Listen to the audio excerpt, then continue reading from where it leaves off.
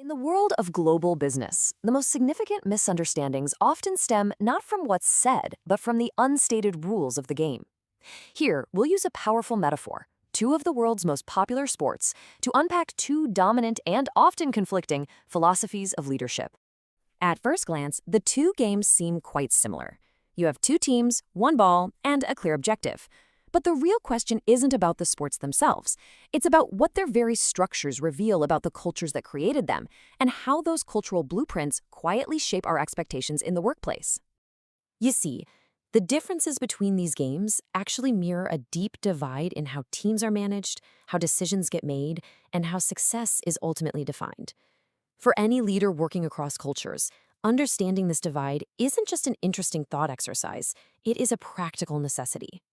While both sports certainly share some common ground, the most critical insights are found in their differences. Things like the flow of the game, the definition of a player's role, and how decisions are made on the field. These are the precise areas that create significant cross-cultural friction in business. To understand this, let's first deconstruct the American model. So we'll start with American football. It serves as an excellent metaphor for a highly structured approach to management often seen in the United States. It's a game of controlled, deliberate, and planned action. The core principles of this model are very clear. Planning is incredibly detailed and it comes from the top. Roles are what you'd call hyper-specialized. Leadership is centralized and progress is measured in very distinct, linear steps. This whole structure is engineered to value precision and compliance above everything else. Central to this entire system is the idea of the playbook. In business, this represents that top-down, directive-based management style. A senior leader defines the exact plan, the play, and the team's primary job is the flawless execution of that pre-written script. In this kind of culture, individuals are brought on for a very specific skill set. For example, a wide receiver isn't expected to block like a lineman. Success and rewards are directly tied to excelling within these very clear defined boundaries. The expectation is deep expertise in one narrow function, not a broad systemic understanding of the entire operation. The very rhythm of the game reinforces this management style. You have these constant stoppages, which allow management, the coaching staff, to analyze what just happened, correct it, and then issue a new directive. This creates a very tight cycle of command, execution, and assessment. Now, let's shift our focus to a contrasting philosophy.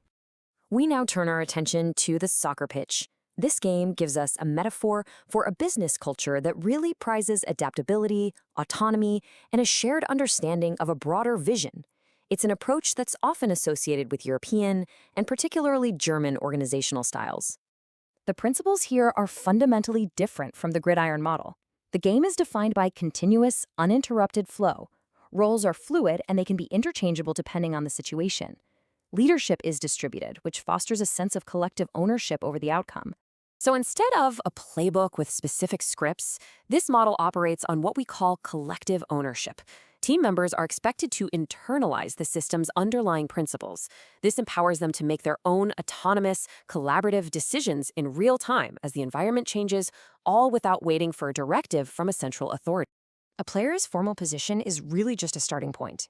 A defender might start an attack. A midfielder might have to drop back and defend. In the business world, this means an engineer is expected to understand the marketing goals, and a salesperson needs to have a grasp on production constraints. The focus is always on the whole system.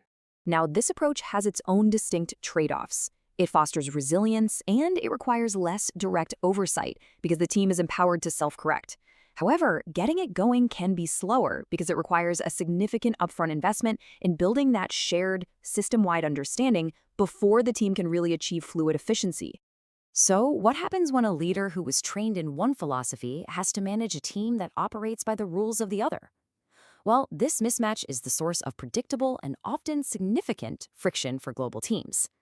When you compare them directly, you can see these fundamental oppositions. The US approach values those hyper-specific roles and centralized top-down decisions. The European model, on the other hand, relies on fluid roles and autonomous, decentralized action. This core difference in philosophy really dictates everything from leadership focus to the pace of operations. When these styles are misapplied, the consequences are immediate. If you take a top-down, playbook-driven approach and apply it to a team that expects autonomy, you'll be met with resistance. Your directives will feel like micromanagement, and you'll end up stifling the very expertise you hired them for. And the reverse is also true. A hands-off, principles-based approach with a team that's accustomed to clear direction, that will just result in confusion and paralysis. Your expectation for them to take decentralized action will be perceived as a lack of leadership, and it will leave the team asking for specific instructions.